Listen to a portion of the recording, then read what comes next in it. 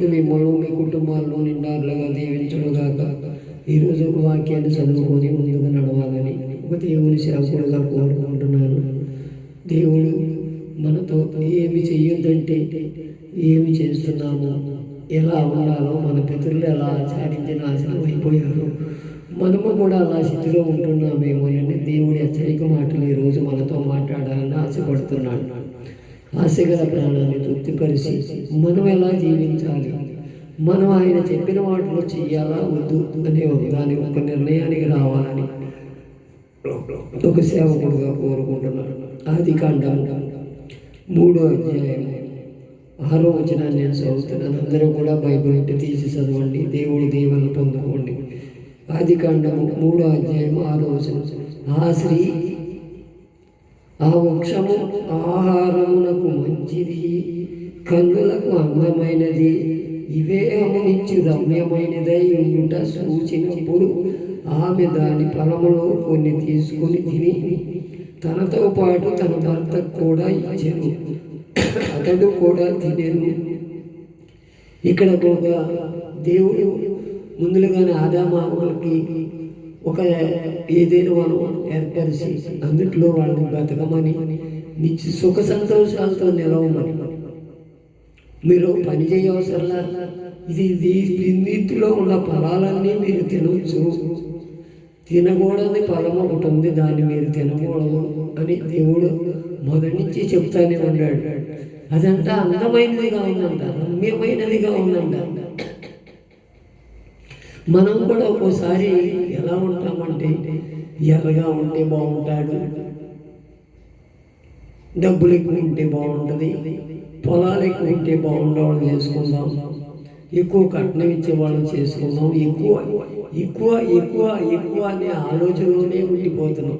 వాళ్ళ గుణగణాలు తెలుసుకోము, వాళ్ళతో మనం ఎలా ఉండాలి, మనం ఒక లక్షాధికారిగా ఉండాలని ఆలోచన చేస్తాము, కానీ వాళ్ళ గుణగణాలు ఏంటో తెలుసుకోము.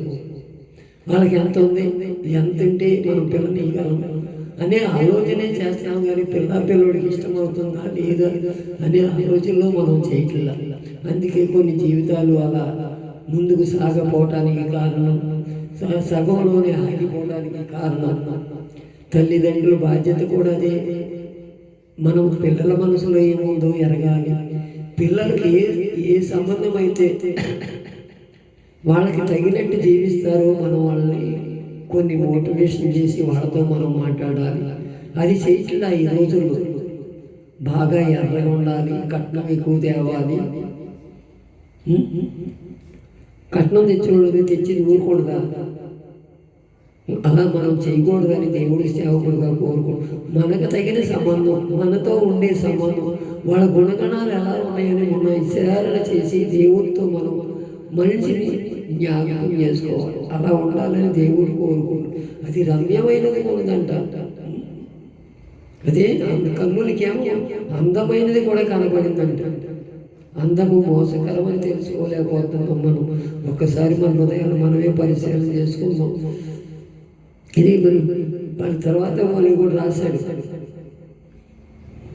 ఆదికాండం 2వ అధ్యాయం 16వ వచనంలో కూడా, మరియు దేవుడైన యెహోవా ఈ తోటలోనున్న ప్రతి వృక్ష ఫలములు నువ్వు తిని నిరభ్యంతరంగా తినవచ్చు అన్నాడు. 17వ వచనంలో, అయితే నీవు మంచి చెడ్డలు తెలివించి ఈ వృక్ష ఫలమును తినకూడదు, నీవు తినిన వాటిని దినమునే నిశ్చయముగా సత్యదేవని నరులకు ఆజ్ఞాపించాడని. నరులు అంటే ఎవరు? ఆదామావలేగా. ఆనాడు ఎవరు? ఆదామావలేగా. తింటే సత్తావే, ఇది మంచిది కాదు, మంచిగా అందంగా నుండి పైకి అని ఎన్నోసార్లు హెచ్చరించినా కానీ దాని మీదే పడుతుంది. మనం కూడా అదే స్థితిలో ఉంటున్నాము. తాగితేనేమో బలం వస్తానికి హార్లిక్స్ తాగితే బలం వస్తుంది. హార్లిక్స్ తాగుతాం మనం, హార్లిక్స్ తాగు, బోర్నవిటా తాగు. అదే ముందు అయితే అంటే కిక్కేస్తుంది కాదు, కిక్కేయంగానే గుండెకాయలు లెవెల్ పాడైపోతుంది. కైనీలు గుట్కాలు ఈ తిన్నామే తప్ప మనిషికి ఏది మంచిదో ఏది ఆరోగ్యానికి హానికరం చేయదో మనం చూసి తినటం. ముందర ఇష్టంలాగే కేడేసి వస్తున్నామే తప్ప నిదానంగా బలం వచ్చేది మనము ఏది చూడము.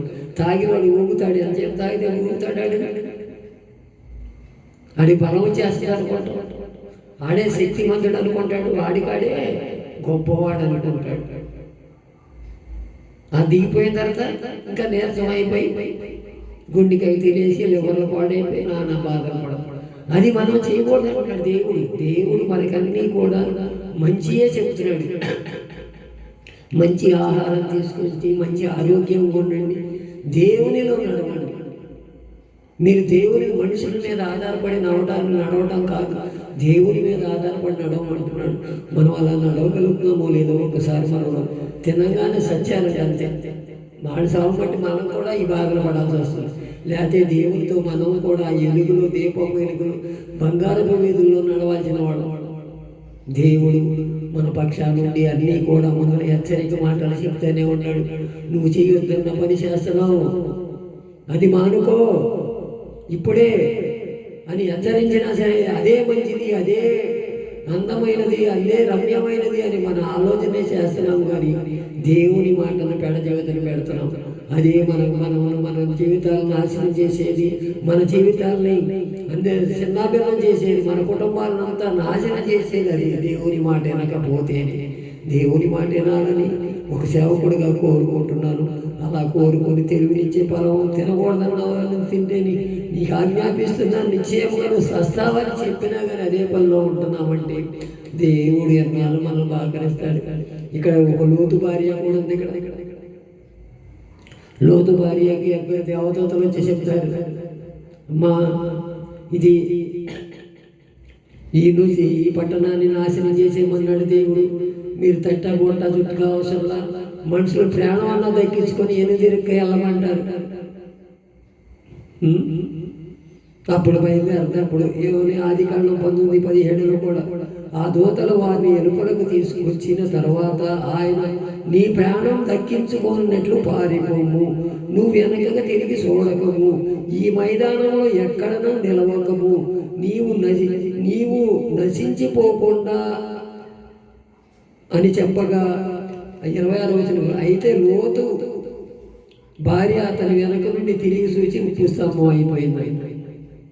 ముందర దేవదూతలు చెప్తున్నారు ఇంటికి వచ్చి, అమ్మా నువ్వు ప్రాణం తగ్గించుకో, నీ ప్రాణాన్ని నువ్వు కాపాడుకో, నువ్వు సస్తావు, సస్తికి నీకు ఆశ్రయం చేసుకుంటావు, ఇవన్నీ నెత్తినేసుకొని తగలేసుకుంటావా, నువ్వు నీ ప్రాణాన్ని తగ్గించుకో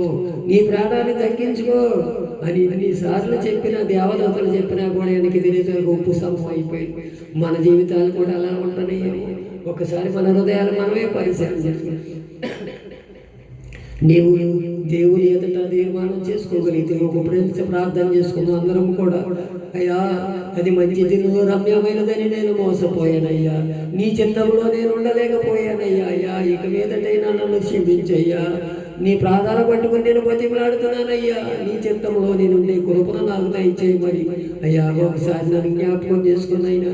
తినవద్దన్న పండు మా ఆదాములు అవ్వలు తిన్నారు, నిశ్చయముగా సంచనట్టు అయిపోయింది. మా జీవితాలు కూడా అలా చిన్న పిల్లం కాకుండా ముందు నువ్వు హెచ్చరిక మాటలు మేము లోబడే కృపను మాకు దయచేయనైనా, నీ చిత్తంలో మేము ఉంటామని ఒక తీర్మానం చేసుకొని దేవుని ఎదుట మోకరించి ప్రార్థన చేయగలిగితే దేవుడు నిన్ను నన్ను కూడా ఉన్నతమైన స్థానంలో నింపించి ఆయన కృపకు ప్రార్థనలు కావాలని దేవుడు కోరుకుంటున్నాడు. అలాంటి స్థితి నీకు నాకు అనుగ్రహించి జయజేతో అనుగ్రహిద్దాం. ఇట్టి మాటలు దేవుడు వెనుకడిలో దీవించి ఆశీర్వదించును గాక. ఆమేన్.